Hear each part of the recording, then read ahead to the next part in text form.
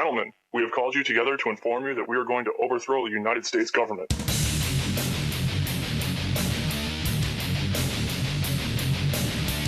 you still think that jet fuel brought down the World Trade Center? Does anybody else see a problem here? If the government has nothing to hide, why are they so afraid to answer a few questions? This story does not add up. Listen to me, listen to your head.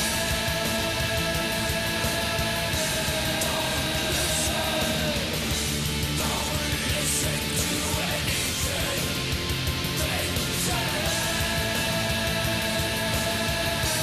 don't listen.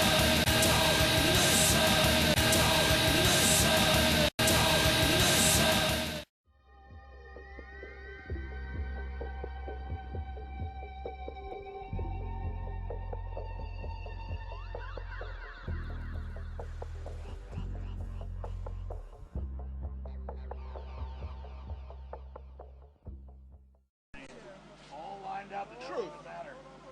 Just the truth, just the veritas, just the facts. Is this yours? And that water is mine too. Hold that for a minute.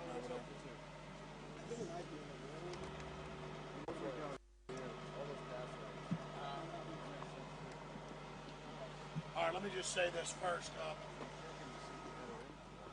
Webster Tardy is a great political mind. He has a master's in economy. He's an economist, but he also has a doctorate in history. Very smart guy. I've done my own research. His perspective on history is dead on. He has had an obsession with Ron Paul in the last 6 months. A cockroach, you name it. And now, even though Ron Paul, yeah, I heard it. Even though Ron Paul, okay, we're going to go to you in a minute, Webster. But I like Tarpley, and if he wants to obsess over Ron Paul, that's fine. So you can go over that first, because I like Tarpley. Okay? But then I'd like to ask Tarpley about what he really knows about the first Russian in modern history at Bilderberg, Kasparov, all the things that means, the fact that I'm no fan of Russia or China. But compared to our criminal government, there's no doubt the West is trying to start a thermonuclear war. There's no doubt they're moving weapons in. I mean, Medvedev and Putin have said they'll nuke the West. There's no doubt they're using Al-Qaeda in Syria. There's no doubt they took over Libya. Ron Paul, the enemy of humanity. Tell us about it. Well, let's actually start with Rand Paul, right? You seem to think that Rand Paul has some kind of integrity. My information is that Rand Paul made a pilgrimage secretly to the offices of the Weekly Standard and essentially deal with William Crystal that Rand Paul would commit to being open to an attack on Iran, which he is in public. And it says that he's willing to entertain an attack on Iran, and that he would vote for economic warfare measures against Iran.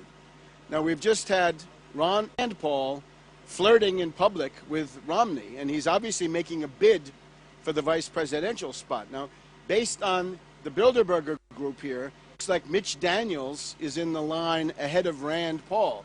But even so, we should remember that the whole idea of the Ron Paul campaign was to get Rand as vice president. In other words, if you've been knocking yourself out, sweating blood, giving money bombs and whatever it is, to Ron Paul, you got to realize that the whole purpose of that is to get Rand on the Republican ticket for vice president, because even though he has no qualifications, he thinks he should be president. It reminds me of other people that we've passed.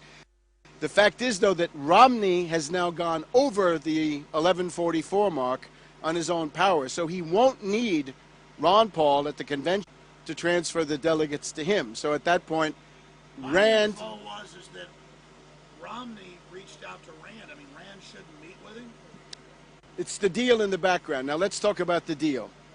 The deal is that Romney is a weak candidate, and he knows it. He needs conservative credentials. He's got to have two wingmen. He's got to have a left-wing man. That was his cousin Huntsman.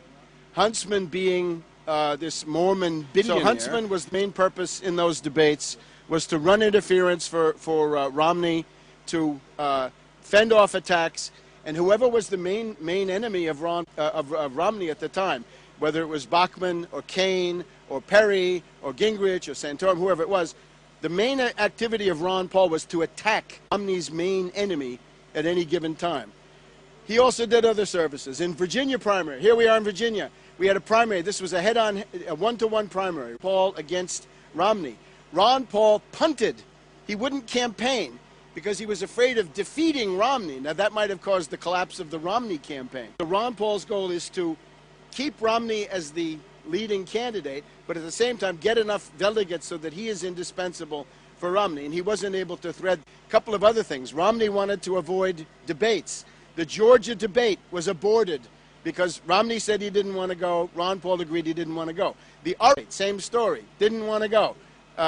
So Ron Paul is a kind of an auxiliary to the entire Romney campaign. That was always a talking point. What's your proof? This is my own discovery. I was out of the gate on the 10th of January with this, the 10th of January. My proof is, if you watch those Republican debates and you can't see that Romney is there to be is being helped by Ron Paul, you don't have any political judgment. In other words, Paul ran 5 different ads against me. That was an establishment Democratic talking point. This was the first one. It was mild. It was that he was a flip-flopper. Everybody else was a criminal or whatever he was. They are.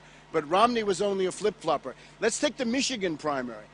The function of Ron Paul is to take 10 or 15% of anti-establishment Republican voters and put them in the deep freeze. Put them in the candidate who's never going to win. Can't get the let's go ahead and talk to Evan in Florida. You're on the air. Go ahead. Hey, yeah, I got a couple comments on the whole thing. It's very discouraging, number one. Number two, I was a little discouraged when he wouldn't even campaign in Florida because he conceded it to Romney. No, he didn't fight very much in Texas, none in California, really. In Florida, 0. I mean, I've been having alarms go off the whole time and just going, oh, my God, it's just terrible. I'm wondering if this is going to this is a plan to drive us to a third party and get a really good organization going, a third party. Well, it's not that Ron would have even won with a third party, but he'd have got a ton of money, could have really educated people, would have been in the debates, could have actually won maybe. I mean, he was a lot better than Ross Perot, but it didn't happen.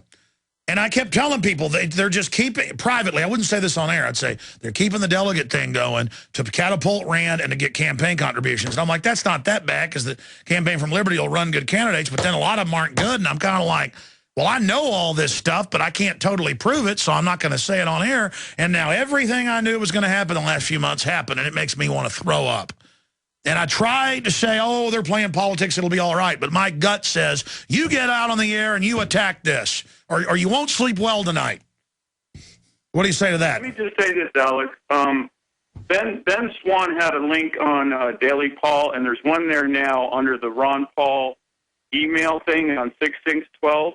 And what it is, it's a reference to 11 CFR, 42 USC, and 2 USC, saying that there is no binding of delegates. It's illegal under federal law to bind delegates. I know, but I told everybody that they will see, it's over, though. It's over. That's one thing I don't have to hear this about delegates anymore.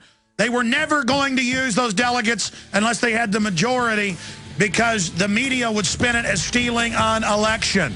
The media would you understand that. And I had to hear it from my own crew over and over again, and I let them henpeck me. But I told them all.